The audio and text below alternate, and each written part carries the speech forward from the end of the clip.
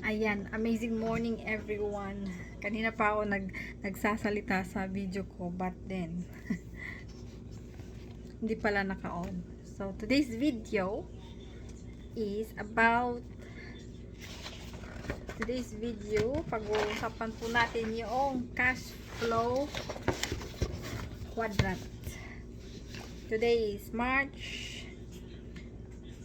24 2025.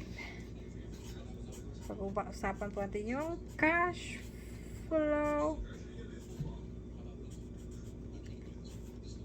quadrant.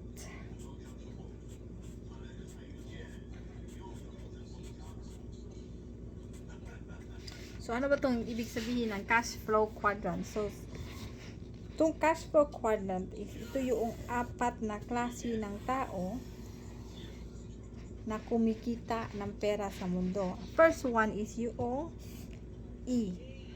Stands for employee.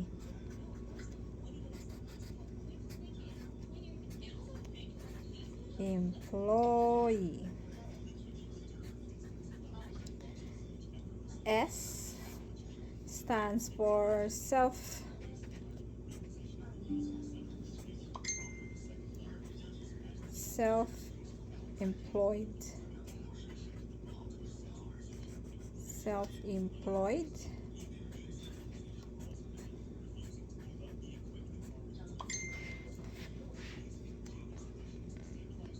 Next naman is B, is business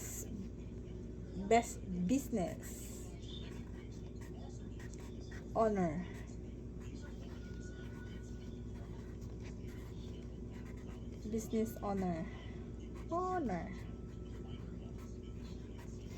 And lastly is I, investor.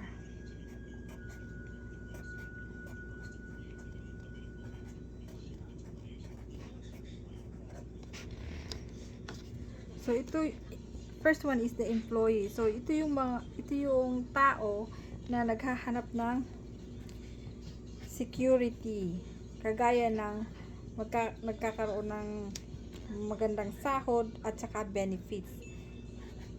Security. And yan. So ito yung mga tao naghahanap ng sahod kada buwan, may security na may sahod na malaking sahod kada buwan at benefits. Ang self-employed naman is yung naghahanap ng, sila yung gustong mag-control, ayaw magkaroon ng boss kasi sila yung boss sa company nila at sila din yung employee.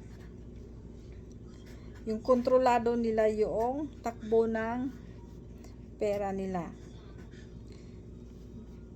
Employee. Yan. Dito naman sa B, business owner, ito yung taong nagva-value ng freedom.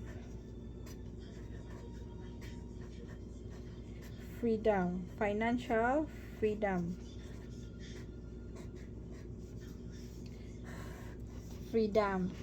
May sarili silang system na nag-generate ng income.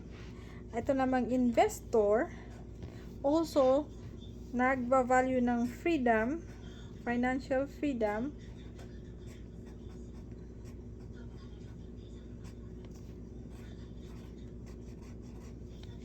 na naghahanap sila, ginagamit nila yung pera para mag-generate ng more profitable income. Kung titingnan mong maigi dito sa cash flow quadrant, dito sa left side ng quadrant, itong E at saka S ay naghahanap ng security.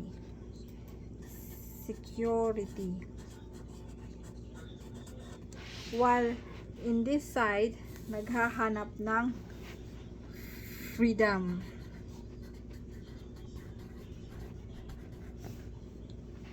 financially freedom. Yan. Sabi nga ni Robert Kiyosaki, di ba? Dapat mong priority yung freedom. Kung gusto mong kumita ng malaking pera, kailangan mong i-risk yung security kailangan mo i-prioritize yung freedom. Dito sa cash flow quadrant na to, makikita mo yung tatlong klase ng income. Ang una is yung active income. Ito yung bilong dito yung maggawin tayo ng kasunod. So, ito yung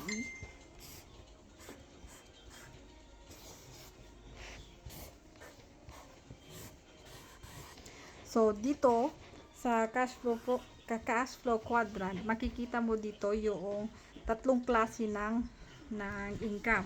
Ang una is yung active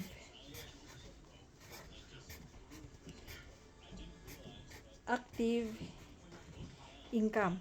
So, ano yung active income? Ang active income, yung inuukol mo yung oras para ikaw kumita ng pera. Kagaya ng employee, kailangan nila magtrabaho, kung todo trabaho, kasi kung hindi sila nagtatrabaho, wala silang kikitain. At, di ba? Kung hindi sila nagtatrabaho, wala silang kita.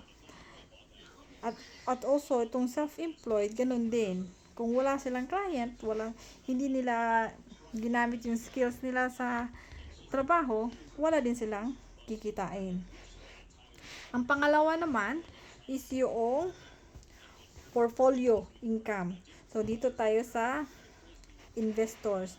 So, ang portfolio income, portfolio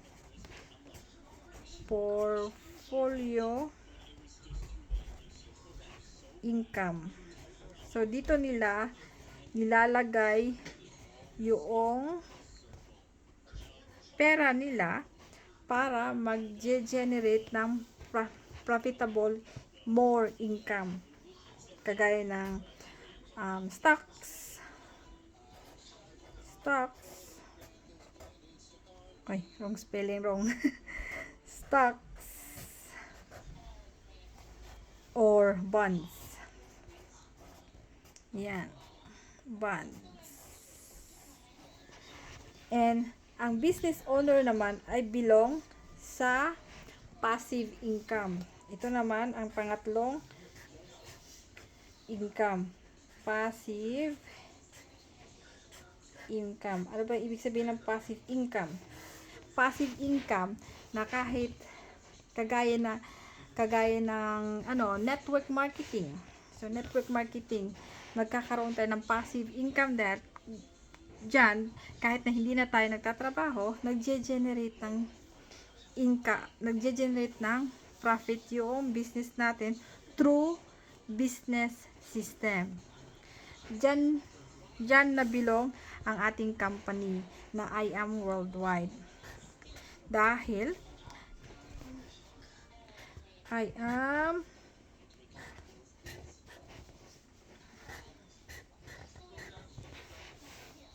worldwide.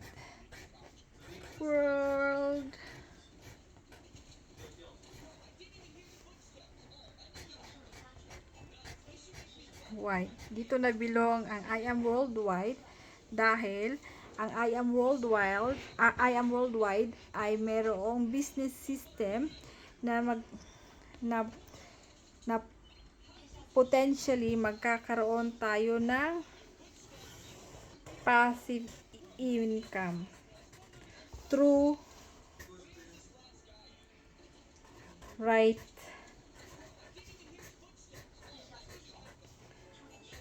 mindset.